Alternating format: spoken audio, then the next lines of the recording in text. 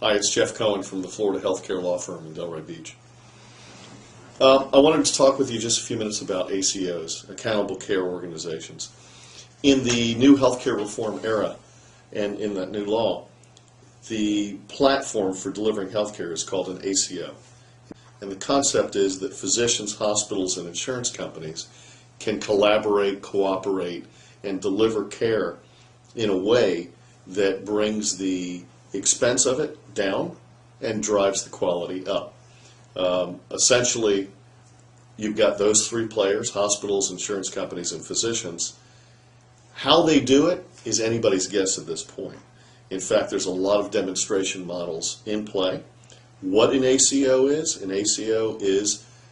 an organization that's legally organized, could be any number of different forms, which takes on 5,000 insureds, has a 3-year commitment to do so, and does the things that the healthcare reform law is designed to accomplish.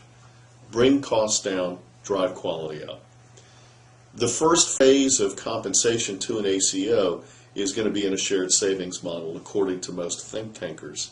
So that means that the insurance company that's partnering, if you will, with physicians and hospitals will have to have an agreement to both track, measure, demonstrate existing expenses and how those expenses are driven down by the organization, the ACO.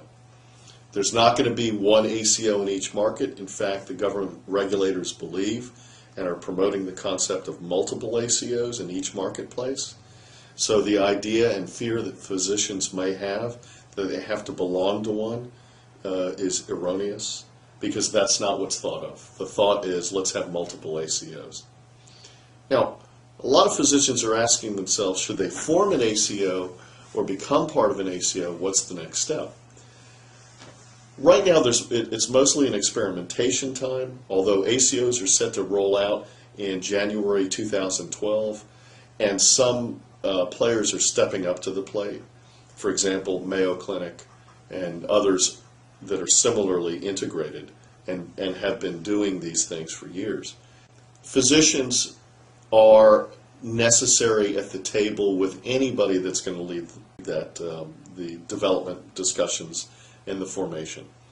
In Florida, most ACO developers or leaders look like integrated hospital systems. They look like hospitals that have medical staffs that are independent and also employed physicians, and perhaps even a contracting arm of independent physicians, for example, a PHO. So those hospital systems are taking a leadership role, but by no means should physicians believe that hospitals can do it without physicians. They can't. So physicians must be at the table.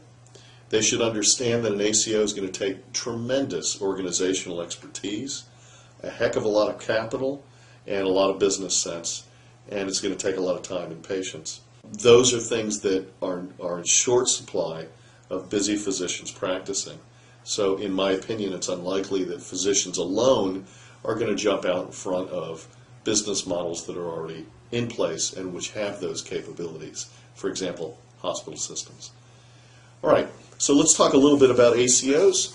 The ACO model is around, if you look at it as a donut, the core of it is supposed to be a primary care core. In other words, primary care physicians are thought to be in the best position to manage health care in an ACO model. That's an extremely debated issue right now because we have a primary care physician shortage in the state of Florida. We have an expansion of the use of physician assistants, nurse practitioners, and the like. So the reasoning that primary care physicians are available to do that in the intended way and to the extent that's thought of is a very debated point right now. One of the things we don't see in ACOs is patient accountability. Given some of the insurance changes over the years where you can't cherry pick and punish, if you will, people that make expensive lifestyle choices like smoking, it's difficult to understand how effective the ACO is going to be without imposing some kind of a financial responsibility on patients that are making expensive lifestyle choices. One of the things that people are not discussing very much, but which is understood and implicit in this ACO model, is that ACOs, because they are looking at right expenditure of money, and you have to tie what's being done to outcome, people are saying rationing. A lot of people are fearful about the effect of ACOs on the delivery of healthcare and the rationing of healthcare. Something to keep an eye on.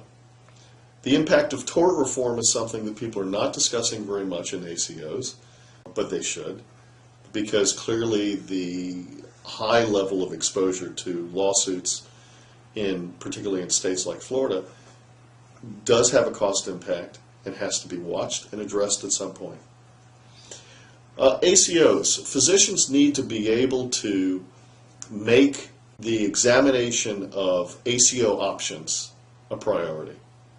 Whether they're getting involved right now in an IPA, which is a physician contracting entity for managed care, or they're participating in a PHO, or they're growing their practice into a multi-specialty or single-specialty mega practice, the bottom line is that the way physicians are adapting and should adapt is by looking at new ways of affiliating into larger systems. In legal parlance, we say integration. Integration is the thing of the hour. One size does not fit all. Physicians should be extremely mindful of the fact that while a large group practice or multi-specialty group practice may be good for one physician, it may not be good for another. There are many options to consider, and they should spend their time looking carefully at what their needs are, their plans are for the next few years, and what models may fit and prepare them to grow and deal with an environment of shrinking reimbursement, greater financial accountability, and the need to demonstrate clinical effectiveness. Thanks very much.